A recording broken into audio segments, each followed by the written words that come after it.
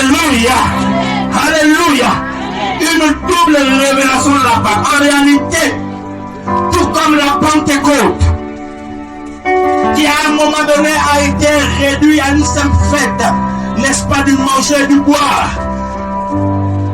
Aussi, nous avions assisté avec les temps qui se sont écoulés, n'est-ce pas, la réduction, n'est-ce pas, de la Pâque à une célébration de manger et de boire. La Pâque n'est pas une célébration de manger et de boire. La Pâque est une expérience. La Pâque est une expérience. La Pâque est une expérience. La Pâque est une expérience. La Pâque n'est pas une fête seulement, mais la Pâque est au-delà de la fête. La Pâque est une expérience. Et le Seigneur l'a dit, en instituant la Pâque, il a dit il faut que la Pâque soit célébrée de génération en génération. En d'autres termes, le Seigneur dit que chaque génération devait expérimenter, n'est-ce pas, la Pâque. Nous devons, n'est-ce pas, chacun d'entre nous avoir la capacité de vivre cette expérience qu'on appelle la Pâque. Au-delà du manger et du boire, les hommes ont réduit cette pensée divine, n'est-ce pas, à une célébration de partage de pain et de boisson. Et donc à chaque fois que nous pensons à la Pâque, nous pensons à dépenser de l'argent pour aller dans les magasins, payer les sacs de riz, les huiles, etc. Pour faire des menus, n'est-ce pas, à notre goût, pour essayer de pouvoir célébrer la Pâque. Mais au-delà de ces choses, à l'origine de ces choses, il y a chrétien à Dieu au départ.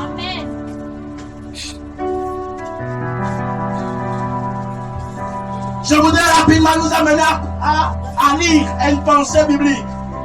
Dans le livre d'Exode chapitre 12, le verset 26 à 27. Exode chapitre 12, le verset 26 à 27. Je lis la parole de Dieu. Exode chapitre 12, le verset 26 à 27. Exode chapitre 12, le verset 26 à 27. Nous sommes en train de parler de la double révélation de la Pâque. Qu'est-ce qui est écrit à l'intérieur? Il est dit ce qui suit. Et lorsque vos enfants vous diront,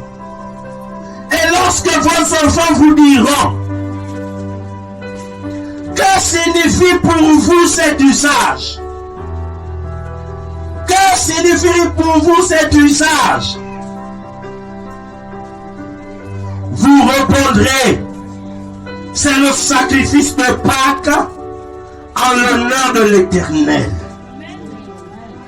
qui a passé par-dessus les maisons des enfants d'Israël en Égypte, lorsqu'il frappa l'Égypte et qu'il sauva nos maisons. Et le peuple s'inclina et se prosterna. Dites amen très fortement. Donne-moi un amen vivant ce matin. Il y a une question que le Seigneur nous a amené, n'est-ce pas, à répondre à l'avance.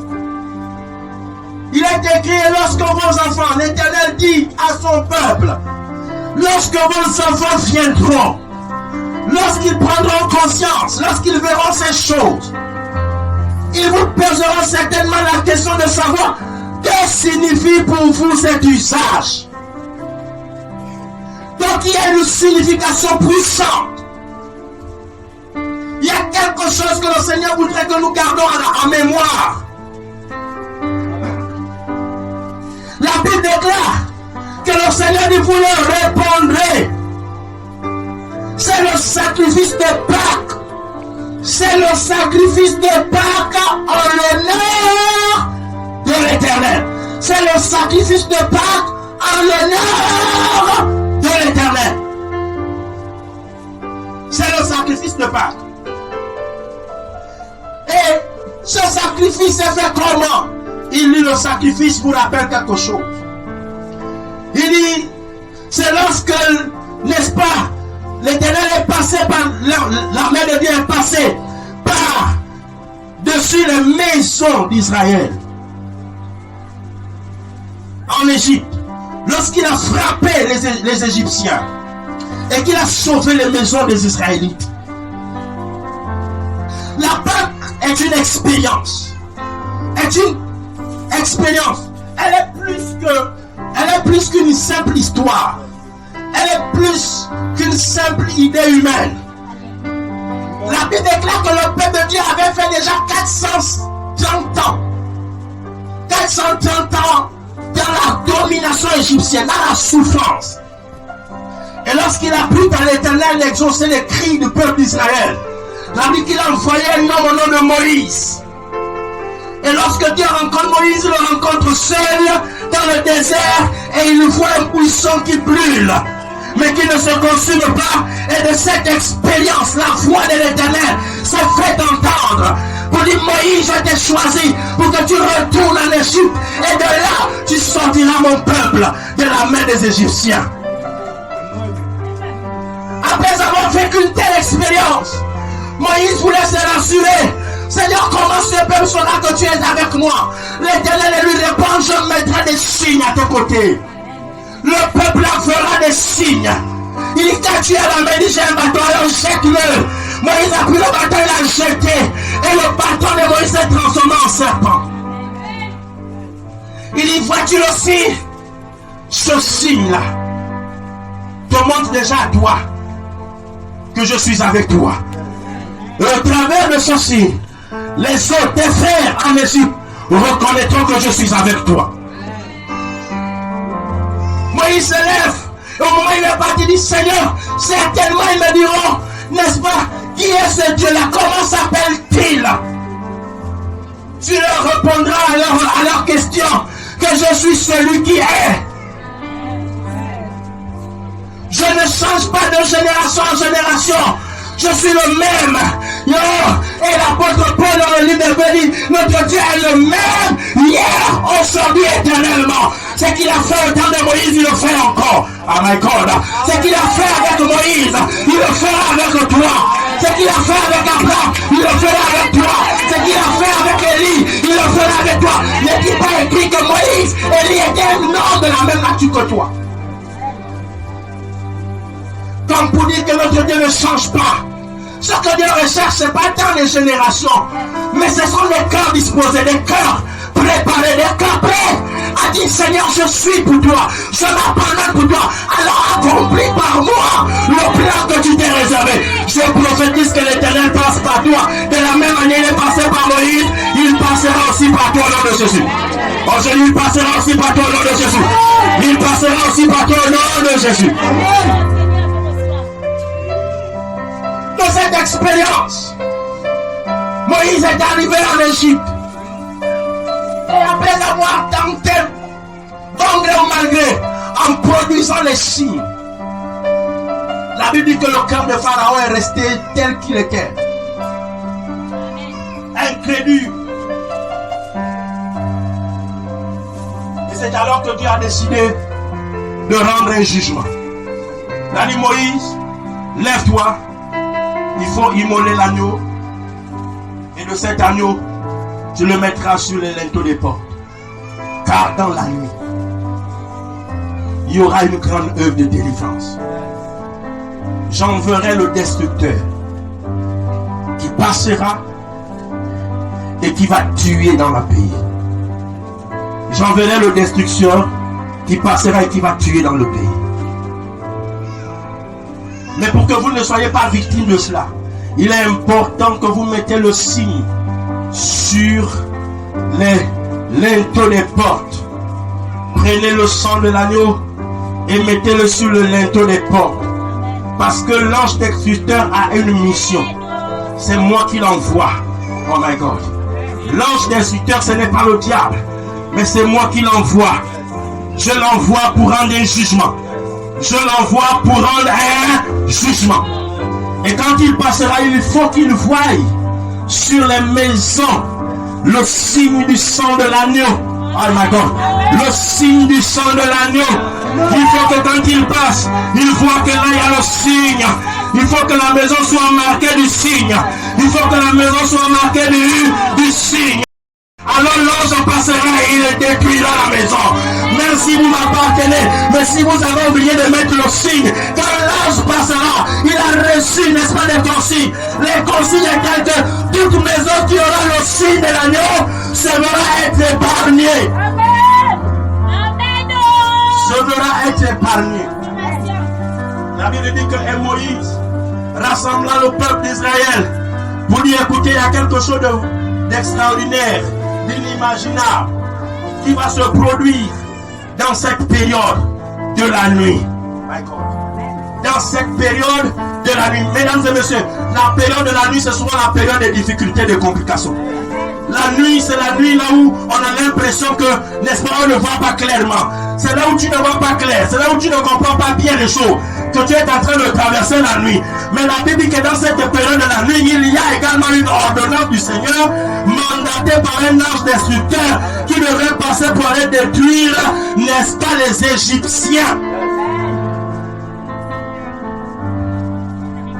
Et la Bible dit, le Seigneur a envoyé l'ange destructeur. Et l'ange destructeur est venu et il a commencé à envahir la ville. Et on a commencé à entendre des pleurs. On a commencé à entendre des cris. On a commencé à entendre de l'angoisse.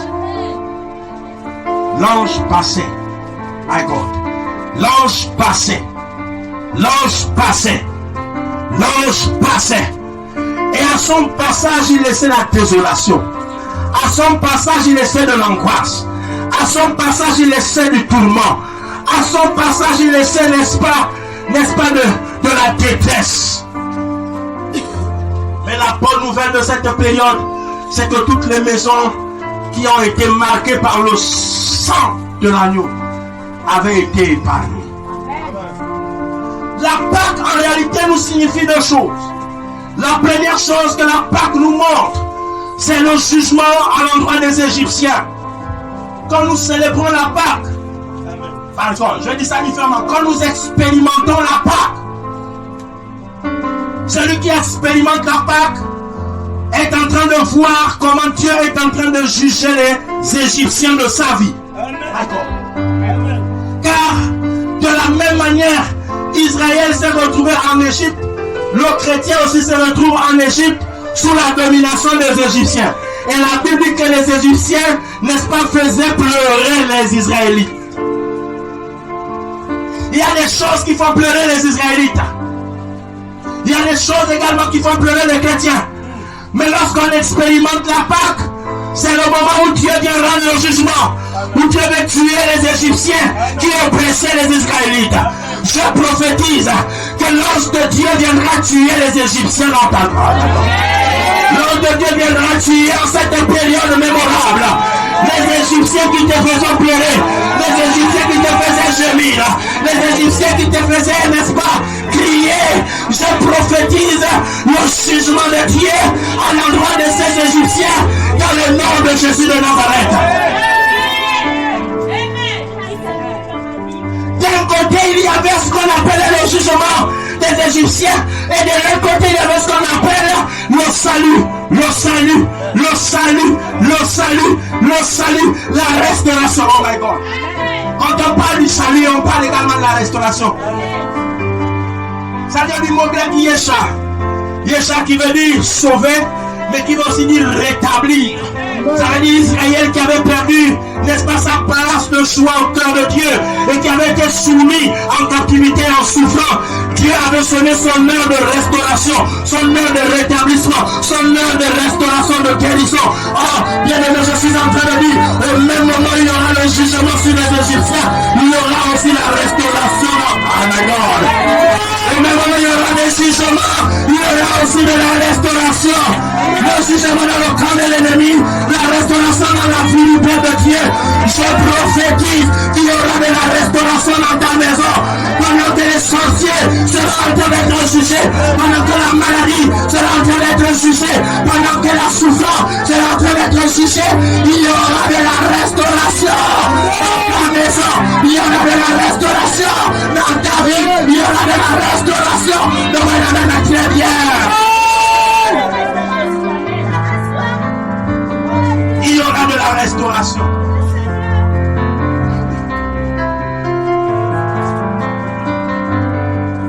Dans le livre de Corinthiens chapitre 5, le verset 7, il y a une forte parole que l'apôtre Paul dit également. L'apôtre Paul, poussé par l'Esprit de Dieu, et en s'adressant aux chrétiens de Corinthe, la Bible dit que l'apôtre Paul, n'est-ce pas, va s'adresser à ces Corinthiens. Il va dire, chers frères, écoutez la révélation du Seigneur. Alléluia. Alléluia. Parlant de la Pâque, le verset 7, il dit, faites disparaître le vieux levain, afin que vous soyez une Pâque nouvelle. Amen. Puisque vous êtes sans levain, car Christ, notre Pâque, a été immolé. My God. Il y a avec moi Christ, ma Pâque a été immolé. Puisque vous êtes sans levain, comment devenir, n'est-ce pas, arriver au fait de ne pas voir le levain en soi? C'est le fait d'être en Christ. C'est le fait d'être en Christ. Et l'apôtre Paul dit, toute l'expérience de la Pâque, c'est l'expérience de Christ. My God. Christ en nous est une expérience de la Pâque.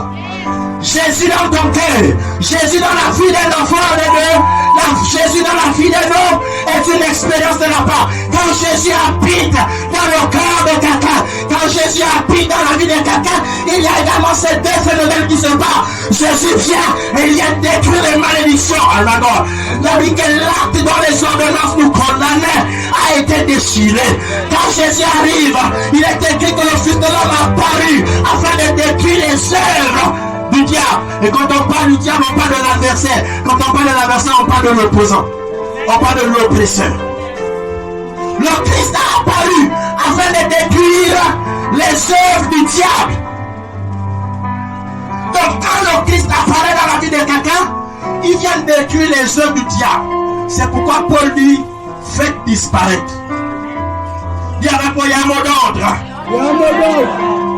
Non, il y a un mot d'ordre. Le mot d'ordre, c'est faire disparaître. Et suivez-moi. Le mot d'ordre, c'est faire disparaître. Ça veut dire quoi? Ça veut dire que Dieu veut agir, mais Dieu aussi veut agir avec toi.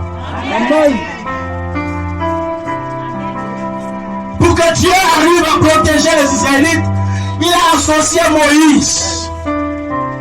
Moïse tue l'agneau, recueille le sang et va toi placer le sang sur les portes, les lintons des portes. Dieu n'est pas descendu pour immoler l'agneau et Dieu n'a pas pris le sang de l'agneau pour aller dans chaque maison. C'était une recommandation faite à l'endroit des Israélites. Chaque enfant de Dieu pour faire disparaître ou pour échapper, n'est-ce pas, à la main du destructeur, c'est chaque enfant de Dieu qui devait recueillir le sang et l'appliquer sur les maisons.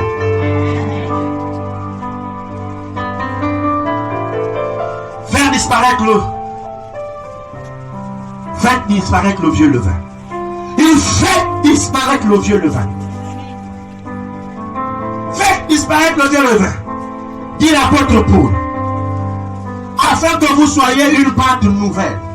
Il n'y a pas de nouveauté avec le vieux levain. Il n'y a pas de nouvelles choses avec le vieux levain.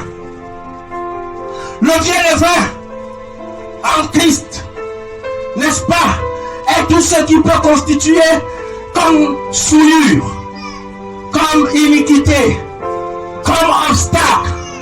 Et il y a tellement de choses que nous pouvons, n'est-ce pas, énumérer sur ce qu'on appelle le vieux levain. Le vieux levain, c'est également l'ancienne nature.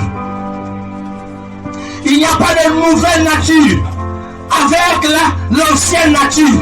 Il faut que l'ancienne nature disparaisse pour faire place à la nouvelle nature.